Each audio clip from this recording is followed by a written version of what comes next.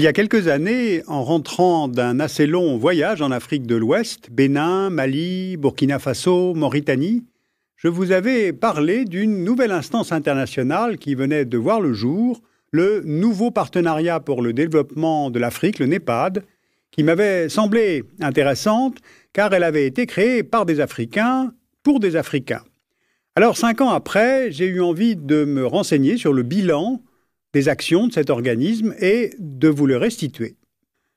D'abord, plantons le décor. Près du tiers de ce continent est formé de déserts, celui du Kalahari au sud, celui du Sahara au nord. Une grande zone de forêt intertropicale englobant l'Afrique centrale et l'Afrique des Grands Lacs au centre, et puis enfin des zones de végétation et de climat méditerranéen que l'on trouve au nord, mais aussi en Afrique australe. Ensuite, une carte des ressources minières nous indique aussi que le sous-sol du continent africain est riche.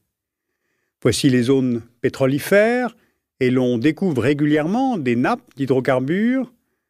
On voit les régions de gisements de gaz naturel, des mines d'uranium, mais aussi du charbon, du fer, du zinc, du cuivre, du phosphate, de l'or, du coltan. Et beaucoup de zones restent inconnues, c'est-à-dire inexplorées sur le plan géologique. Donc le potentiel est immense, alors que chacun sait qu'en majorité les Africains sont pauvres. Ou pour être plus précis, sur une population totale de un peu plus de 1 milliard de personnes, en 2009, sur l'ensemble du continent, 390 millions de personnes en Afrique subsaharienne vivent avec moins de 1,25 $ par jour, selon le calcul de la Banque mondiale en 2007. Il y a 52 États en Afrique, et sur ces 52 États, 33 sont classés parmi les pays les moins avancés par les Nations Unies.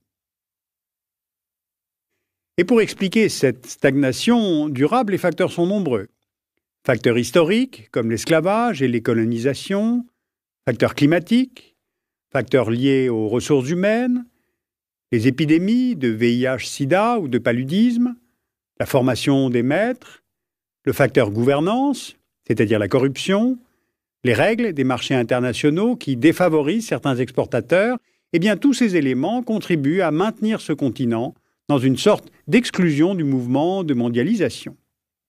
Pourtant, ce n'est pas faute d'avoir essayé. On ne compte pas le nombre de plans de développement depuis les années 70.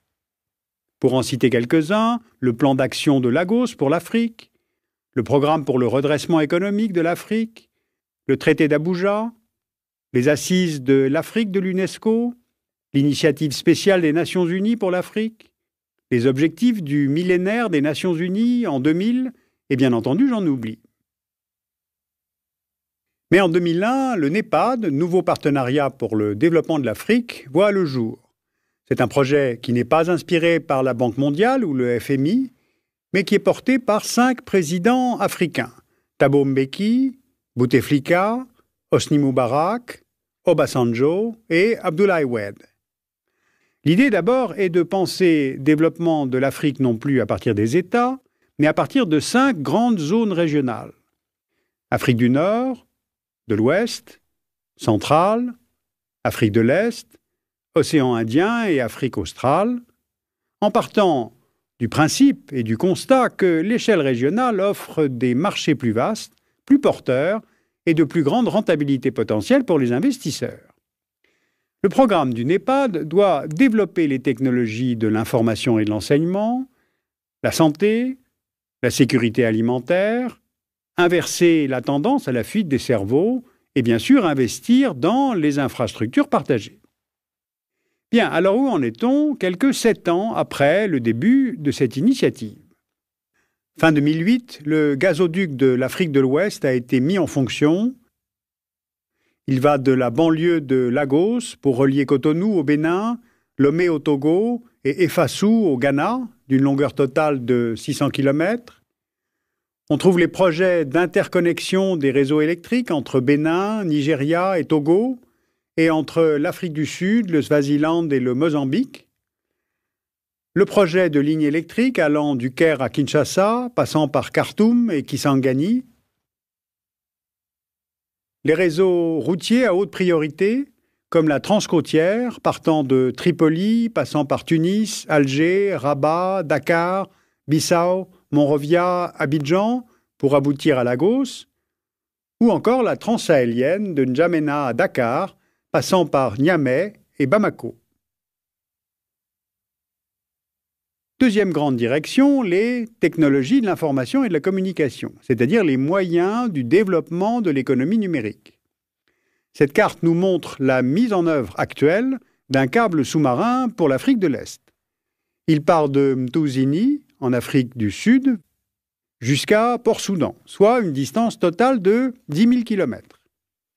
Le câble a été fabriqué à Maputo, la capitale du Mozambique, et c'est une opération à suivre car le test du système est prévu pour 2010.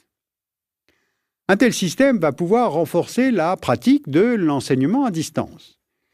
Car depuis 2005, un projet pilote de e-école du NEPAD implique 96 établissements scolaires dans 16 pays africains. Une évaluation de la valeur éducationnelle de l'initiative est en cours, mais les résultats n'étaient pas encore connus en janvier 2009. Ensuite, le NEPAD travaille aussi sur les programmes alimentaires. Car comme le montre cette autre carte, une partie des habitants de ce continent est loin d'avoir assez à manger. On voit ici les pays dont les populations sont en déficit chronique en apport calorique. En octobre 2005, un programme d'alimentation a été lancé dans des écoles du Nigeria. 30 millions de jeunes élèves ont reçu une boisson fortifiée à base de maïs ou de soja, contenant une quinzaine de micronutriments.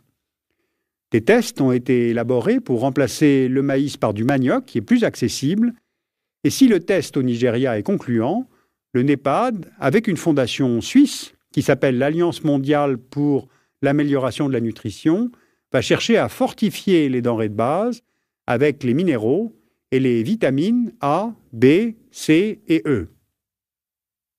Il y a aussi le développement d'un nouveau riz croisé Asie-Afrique, le Nerica, New Rice for Africa. Ce n'est pas un OGM et là aussi, l'enjeu est important en termes de sécurité alimentaire. Le Nerica est plus résistant, il demande moins d'eau et il a une meilleure productivité.